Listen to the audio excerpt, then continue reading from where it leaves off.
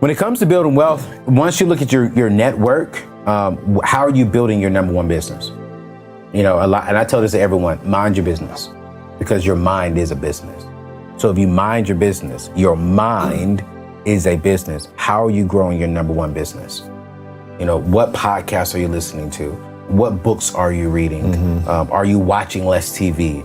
What are you putting into here? Because what we put into here comes out. And so wealth building is really not just about the physical things as far as the money, but it's like, what are you learning? What are you putting inside of your mind that can then produce true wealth and keep wealth? What wisdom and knowledge are you obtaining? So that way, when you do make the moves, you can also sustain it. So you'll learn that about me. It's like everything about wealth building has little to do with actual green, with actually paper. It's about your core, it's about your mindset, it's about your network. Who are you surrounding yourself with? How are you all minding your business, growing your asset, your number one asset, which is your mind? And then from there, we can talk about it. You know, how do we, number one, avoid debt? It goes back to, you know, Dave Ramsey's baby steps. Avoid debt, get a fully funded emergency fund, start investing, start thinking about your kids, you know, and then from there, oh man, life is gravy. Yeah. You can really enjoy and do anything that you want. Whether that's, some people are doing it with cryptocurrency, some people are doing it with day trading, that's fine. Whatever is good for you. Now, I don't do single stocks. I'm not a fan of single stocks. I'm just a fan of real estates, some good growth stock mutual funds, and just really focusing on building my business. Right.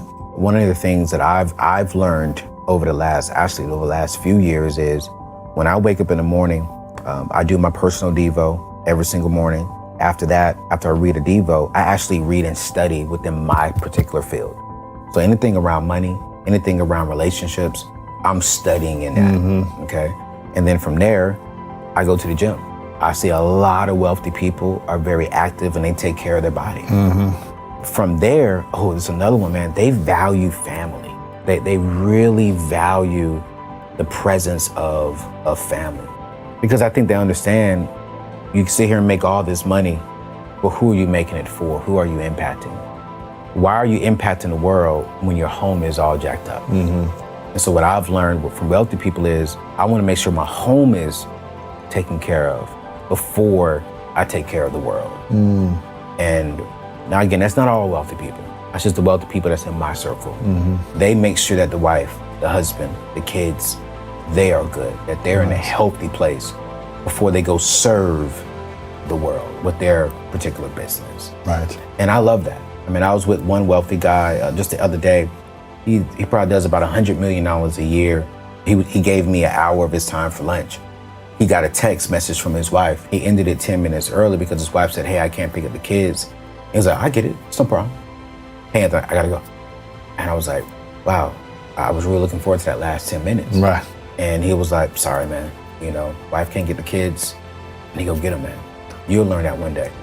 Your family needs to be priority. And I believe when you can be a good steward of the little of your family, then you can be trusted with more. You can be trusted with 100 employees. You can be trusted with impacting the community. But if you can't take care of home, you can't be trusted with more. Because I grew up seeing pastors and seeing different people focus on the churches and focus on the communities and coming home to a jacked up home.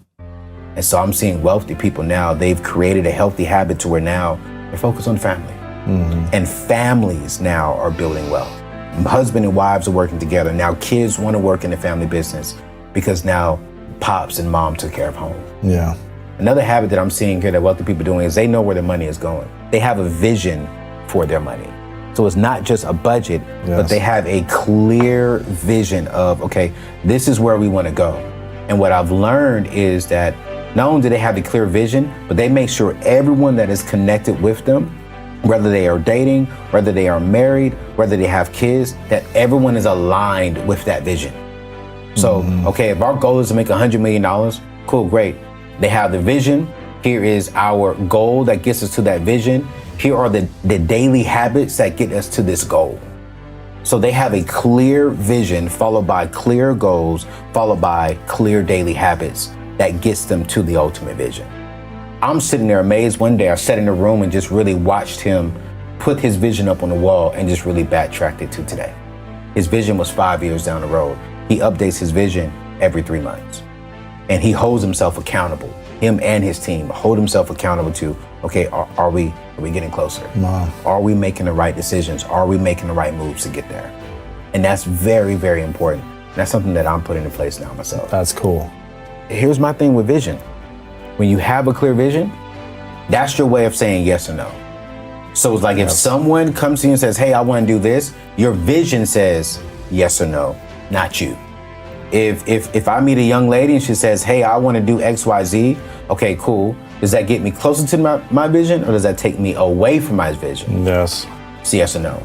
If my vision is I want to do this in the next 5 years, I'm going to apply for a job, and that job is saying, hey, you got to do this, cool, great. This is aligned with my personal vision. Yeah. And I think 20s and 30-year-olds need to learn how to write a vision for their life. That's cool. Because if they have a clear vision for their life, it helps them stay focused and move forward. And it gives them an easy, hey, you're a great person, or this is a great opportunity. It's just not my opportunity.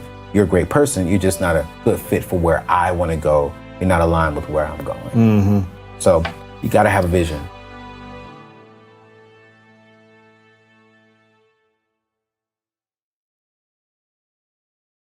Ooh. And as I'm maturing and as I'm growing, I'm realizing that the caliber of my financial future and the caliber of my future family's future is depending upon the choices that I make today. Right. And so I have to be willing and be strong at my core to say no to things that will set me up for my future. Yes. And I want my wife to be like, thank you for telling them no.